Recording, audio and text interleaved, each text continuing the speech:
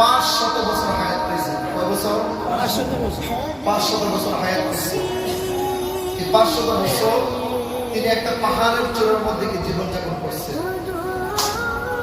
ওনার চতুর্থ সাইডে পানি, সমুদ্রের পানি এসে গ্রামে ফুলছে, আর একটা পাহাড়, আর এই পাহাড়ের মধ্যে একটা ডালিম গাছ ছিল। এই গাছ ডালিম গাছ।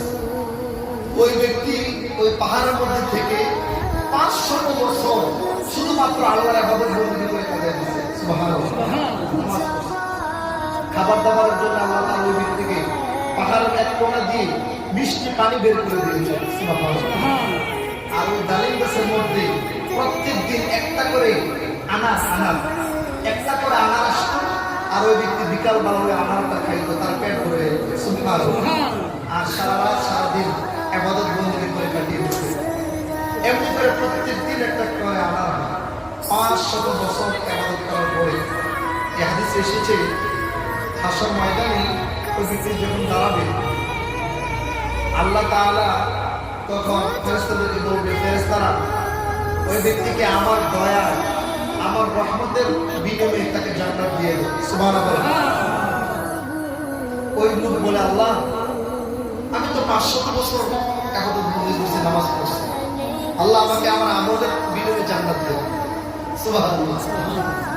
আমার আল্লাহ বলে, ফেরেশতারা ওই ব্যক্তির আমলের বিনিময়ে তাকে জাহান্নামে নিয়ে যাবে।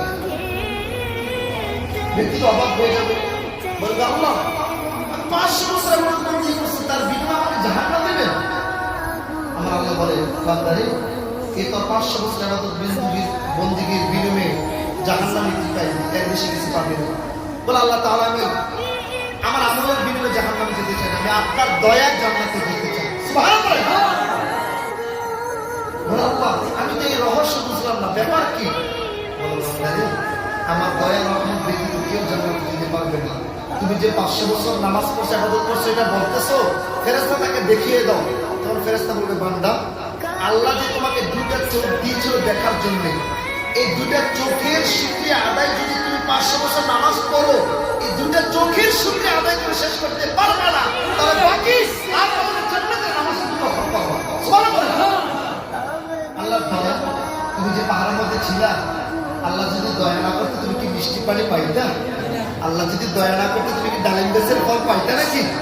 আরে বাবা, তুমি যে নামাজের কথা বললা, ইবাদতের কথা বললা, তুমি যে নিঃশ্বাস নাও, আল্লাহ যদি তোমার নিঃশ্বাসকে বন্ধ করে দিত, তাহলে তুমি নিঃশ্বাস নিতে পারতা? তার মানে কি নেক আমল দিয়ে জান্নাতে যাওয়া তো সম্ভব না। জান্নাতের আশায় নেক আমল করতে পারবে, কিন্তু জান্নাতে যেতে পারবে একমাত্র আল্লাহর দয়া। কথা বলুন ঠিক কিনা? আল্লাহকে যদি নারাজ করে ফেলেন, আল্লাহ দয়া করবেন নাকি? সেই জন্য আমি যে মেসেজটা দিতে চাইলাম, আমার নবীজির অনুসরণ করবেন, সাহাবাইকে অনুসরণ করবেন, তাহলে আল্লাহর দয়া আপনার মধ্যে আসবে। আল্লাহর দয়া যখন আসবে, ঈমানটা যদি ঠিক থাকে, নেক আমল কম করেও আপনি জান্নাতে যেতে পারবেন।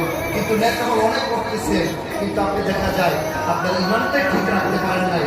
জীবনের সব ক্ষেত্রে ইহুদি খ্রিস্টানদের কালচার মানতেছেন, আর আপনি নিজেকে বলতেছেন ঈমানদার মুসলমান, কোনো লাভ হবে না। সেই জন্য আমার বাবাজিরা ইহুদি খ্রিস্টানদের কালচার লাফতে দিয়ে, কারণ তারা আমাদের প্রকাশের ক্ষেত্রে আল্লাহ বলেছে তাদেরকে লাফতে দিয়ে ইসলাম নবীজি সাল্লাল্লাহু আলাইহি আদর্শকে বুকে আঁকড়ে ধরে আমাদেরকে আল্লাহ তাআলা জীবনযাপন করার তৌফিক দান করেন। বলে আমিন। আওয়াজ করে বলি না আমিন।